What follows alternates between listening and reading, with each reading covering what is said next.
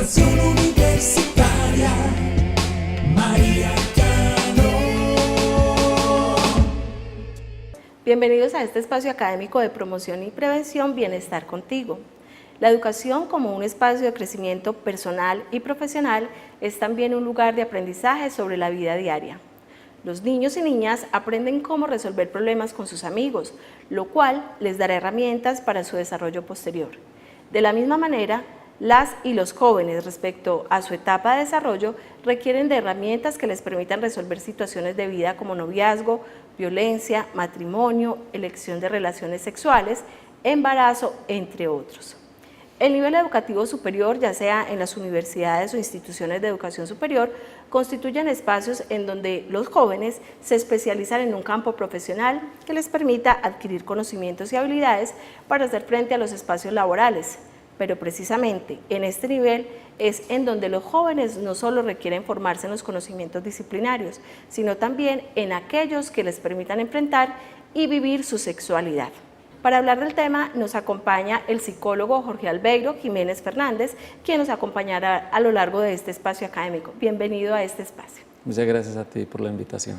Bueno, parecería lógica la respuesta, sin embargo, existen múltiples percepciones respecto a varios términos. De ahí la pregunta que surja en este espacio. ¿Qué diferencia existe entre sexo, sexualidad y genitalidad? Bien.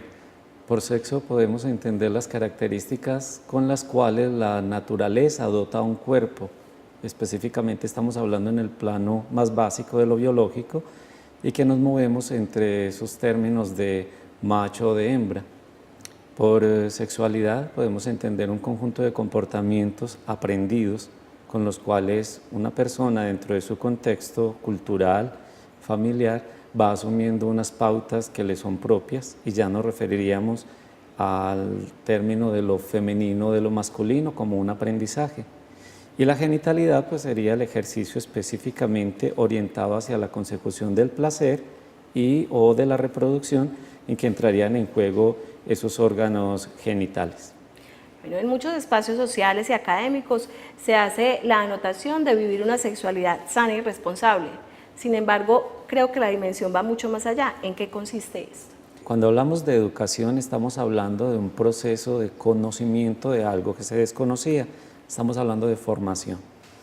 Podríamos decir que entonces la educación en la sexualidad, para conectarlo con la definición que inicialmente hice del término, tendrá que dar cuenta de la capacidad que un sujeto tiene de conocerse a sí mismo y de reconocerse a partir de aquellas cosas que le generan cierto bienestar, cierto placer, y cómo ellas van orientadas hacia un fin, que específicamente es el encuentro armonioso con el otro, no solamente, digámoslo, para un momento placentero en la vida, sino quizás con una característica de durabilidad en el tiempo, que podríamos hablar de una relación estable o quizás de una búsqueda, como sería la consolidación de una familia o de una experiencia a futuro más sólida. Bueno, ligada a la sexualidad está una parte del ser humano, que es la emocionalidad, y así es que a la mayoría de nosotros en el momento de la educación sexual pues nos hacen énfasis en eso, en que va ligada, el sexo va ligado al amor, el sexo va ligado al sentimiento. Desde ese punto de vista entonces, ¿qué podríamos entender por educación emocional? Las emociones son un regalo maravilloso que la naturaleza nos ha dado para que podamos darnos cuenta si estamos alineados o no con nuestros principios, con nuestros valores. Y si estamos en una línea, digamos que concuerde con lo que ha sido estructurado en nuestra vida como una formación temprana, vamos a tener entonces la posibilidad de sentirnos bien. Si aquellas decisiones que tomamos o aquellas acciones que hacemos no van en la línea de lo que soñamos, esperábamos o de aquello en lo que hemos sido formados, va a venir entonces una sensación de malestar. Por ende, la educación emocional es la capacidad que una persona tiene de reconocer sus propias emociones, sus propios estados anímicos de bienestar o de malestar y saber que ellos son el indicador más claro de que está actuando conforme a sus principios y a sus valores éticos. Bueno, actualmente los jóvenes inician su encuentro sexual de una manera más rápida. y en diversos espacios también escuchamos sexualidad temprana. Sin embargo, muchos padres, muchos docentes, muchas personas de la comunidad en general todavía no tienen claro qué es una sexualidad temprana. Yo creo que el término o la pregunta más bien sexualidad temprana no es precisa, porque haciendo una aclaración en un espacio académico como este, si sexualidad es todo encuentro de dos personas, porque median comportamientos, actitudes, valores, intenciones, tenemos encuentros sexuales siempre con todas las personas que nos rodean desde el mismo momento del nacimiento. Creo que más bien nos podríamos referir en la pregunta es a la genitalidad temprana. Esto traería unas consecuencias, me parece que pueden llegar incluso a ser nefastas, ya que quizás los órganos reproductores quizás no estén maduros y las consecuencias sobre todo que se van a generar de un encuentro inadecuado por el tiempo va a deteriorar el desarrollo físico, psicológico, mental y emocional, tanto de aquellos que lo están actuando como si se diera el caso quizás de un embarazo no deseado, donde pediría que hubiesen unas interacciones madre-hijo en un momento en el cual todavía no se es psicológicamente maduro para ello. Actualmente la mayoría de jóvenes se siguen iniciando en sus relaciones sexuales por presión. Y la presión viene de múltiples esferas, por sus compañeros, por la televisión, por las revistas, por las películas, por el internet y hasta por sus propias parejas, la mayoría de veces. Al respecto, ¿qué podríamos recomendarle a nuestra comunidad de jóvenes para que evite esa presión? Yo creo que uno no es responsable de toda esta información que nos llega y que no podemos tampoco vivir en un mundo aislado de lo que la globalización nos oferta, de las relaciones que sostenemos con las personas y que ellas nos permiten conocer las distintas formas que tienen de ver o abordar ciertos temas. Pero sí somos responsables de lo que hacemos con la información que nos llega. Creo que lo que debemos tener en cuenta es que cualquier decisión que se tome en la vida, el único responsable o el único que va a asumir las consecuencias es quien la toma, no aquellos que han dado la información. Cuando yo tengo la capacidad de darme cuenta de ello y saber que puedo asumir lo que los demás dicen, pero eso no determina mis decisiones, sino que a la hora en que yo decida tendré que asumir las consecuencias de ello porque ya aquellos desde donde proviene la información quizás no vayan a estar allí para asumirlo por mí. Bueno, en el espacio académico definitivamente se promueve la prevención de este tipo de situaciones en los jóvenes. Sin embargo, también la familia juega un papel fundamental. ¿Cómo influye esa comunicación familiar en la adopción de una sexualidad responsable por parte de nuestros jóvenes? Yo creo que de manera total, de manera radical, es completamente relevante la importancia que tiene la comunicación y la buena comunicación en el contexto de lo familiar.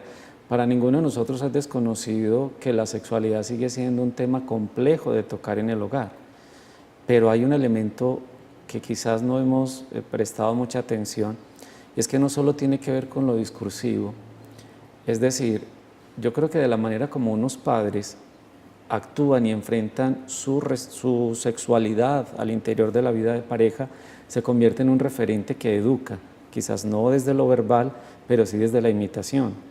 Es decir, un hijo o una hija, al observar cómo interactúan y qué uso adecuado o inadecuado, responsable o irresponsable hacen sus padres del ejercicio de la sexualidad, también forma. Entonces, si bien la comunicación pone en palabras aquellos actos y los nombra, también es importante que sea coherente con la forma como a nivel de pareja se está viviendo sanamente y responsablemente esa sexualidad. Bueno, el embarazo adolescente sigue siendo una estadística preocupante a nivel regional y nacional. Y esto es fruto de un inicio prematuro de la sexualidad, sin lugar a dudas. ¿Qué riesgos tiene esa madre y ese feto al tener un embarazo de pronto a edad muy temprana? Diríamos que cuando el cuerpo no está formado convenientemente o no está maduro para la función, digamos, última del proceso evolutivo, que es el de dar vida a un nuevo ser, estaríamos atrofiando incluso el cuerpo mismo de la madre. Pensemos, por ejemplo, en una chica cuyo cuerpo todavía en desarrollo puberal no ha alcanzado el máximo desarrollo, pues esto va a tener repercusiones a nivel físico, a nivel orgánico, a nivel endocrino, y ni hablar a nivel de lo psicológico, porque aún en la etapa adolescencial todavía se están resolviendo conflictos del propio sujeto frente a su identidad, frente a la relación con los padres, frente a eso que significa ser padre o ser madre, y se vería en un momento en el que no está formado para tener que asumir unos roles que todavía no ha madurado. Por ende habrá digamos, un efecto nocivo en la vida de quien se embaraza. Pueden ser incluso ambos, así la pareja decidiera tener juntos el bebé, pero creo que no están en el momento evolutivo preciso para ello, y a nivel psicológico pues los desubicaría del lugar donde se encuentran, que aún no han estado formados para alcanzar un nuevo rol para el que todavía no están preparados. Bueno, además del embarazo, existe un indicador importante que no logra disminuirse en las cifras cuando uno lee pues, las estadísticas en términos de salud, y es las enfermedades de transmisión sexual. ¿Qué pueden hacer los docentes en un ámbito universitario y los mismos padres o amigos para ayudar a evitar una enfermedad de transmisión sexual? Yo estoy convencido de que el problema de las enfermedades de transmisión sexual no es un problema de falta de información. Me parece que hoy en día que tenemos esa capacidad de poder acceder a múltiples y variadas fuentes de información, desde las más creíbles hasta las menos creíbles por la internet o porque los demás opinan sobre el tema, no se trata de que las personas no sepan lo que va a suceder cuando se tiene un acto de la sexualidad irresponsable. Creo que tiene que ver más bien con la formación, en la misma línea de lo que hablábamos anteriormente, y que esto es una tarea que específicamente corresponde al núcleo familiar. De allí también que pues, los amigos y los formadores y los espacios también, valga la redundancia, de formación, como son los niveles de la educación, tanto básica como superior, deben reforzar lo que suponemos que ya existe, que es a nivel de una sana educación sexual que se da en el hogar, no solo por lo discursivo, como lo decía al principio, sino también por ese referente de la forma como papá y mamá están llevando su sexualidad, pero sirve de apoyo. También no vamos a decir que entonces no haber tenido una buena formación condene a los sujetos a que tengan que padecer estas enfermedades o este desconocimiento. Amigos que se tomen en serio el asunto de la amistad y de acompañar a los demás en el proceso formativo, o los docentes tendrán esa capacidad también de depurar la información que nos llega y volverla algo más pertinente y más funcional como para el ejercicio mismo de la identidad y de la sexualidad. Bueno, en nuestra comunidad institucional tenemos muchísimos jóvenes, más o menos en el rango incluso de los 15 a los 20 años, que inician su vida sexual. ¿Qué recomendaciones les podemos dar a ellos para tener una sexualidad responsable y consciente? La responsabilidad y la conciencia sobre la sexualidad, como sobre cualquier otra actividad humana, implica el arte de podernos dedicar a depurar aquello que sabemos de. Yo tengo una sola responsabilidad en la vida y es conocerme a mí mismo, porque a veces yo actúo como un ajeno de mis propias motivaciones. Si yo puedo conocer mi cuerpo, si yo puedo conocer la forma como el cuerpo demanda ciertas necesidades y cómo darle respuestas a ellas, sabiendo que todo acto que yo decida en la vida traerá consecuencias y que tendré que asumir esas consecuencias, que allí no habrá en ese momento otro que venga a suplir lo que esto implica, yo tendré que tener por lo menos la capacidad de formarme convenientemente, y creo que el tiempo se encarga de poner en cada momento, cuando estamos preparados para ello, los nuevos retos o las nuevas experiencias que la vida nos da. Bueno, hablamos como de esa parte joven, pero también ya tenemos adultos jóvenes y adultos mayores que quieren vivir una sexualidad plena. ¿Y qué sugerencias les podemos dar a este tipo de población? Hablar de una sexualidad adulta plena casi que nos refiere como al futuro, cuando hablamos. Y el futuro es una construcción que se hace con las decisiones que se toman hoy. Por eso esto involucra a unos y a otros, tanto a los jóvenes que apenas están en ese descubrirse de su sexualidad, y tener conciencia de que las decisiones que hoy se tomen, sean estas asertivas o no, van a traer consecuencias y quizás nos van a garantizar que el mañana pueda ser aquello que soñamos o deseamos, de la misma forma que nos formamos en una profesión, porque queremos un futuro promisorio, de la misma manera que le dedicamos tiempo y paciencia a formarnos en un arte, en un deporte, para obtener los triunfos que Él nos da, asimismo la sexualidad, porque pocas cosas en la vida son tan trascendentales como las decisiones que tomamos con nuestro cuerpo y con el encuentro con el otro, que será o armonioso o disarmonioso, si se nos permite el término, pero tendrá solamente la única responsabilidad de nuestras decisiones y de nuestros actos hoy. Quien vive a plenitud, con ética y con responsabilidad su presente, con toda seguridad que tendrá un excelente desempeño de la vida adulta en este campo o en cualquier otro. Bueno, como vemos, la sexualidad es una dimensión constitutiva del ser humano que se construye y se vive, como usted bien lo dijo, durante toda la vida, desde nuestro nacimiento. Es mucho más que las relaciones sexuales o genitalidad, como usted también nos explicó, es la construcción que hacemos de nosotros mismos como hombres o mujeres a lo largo de nuestro proceso de desarrollo. Es una condición inherente a todos los seres humanos y se constituye en un derecho, cuyo disfrute debe ser garantizado por toda la sociedad. La sexualidad es un concepto que sigue en construcción y que es fundamental en el desarrollo del ser humano, por lo tanto, la implementación de espacios de educación sexual en las instituciones de educación superior es una propuesta viable, como usted bien lo dijo, que responde a las necesidades actuales de la vida estudiantil y permitirá vivir una sexualidad libre, placentera y segura.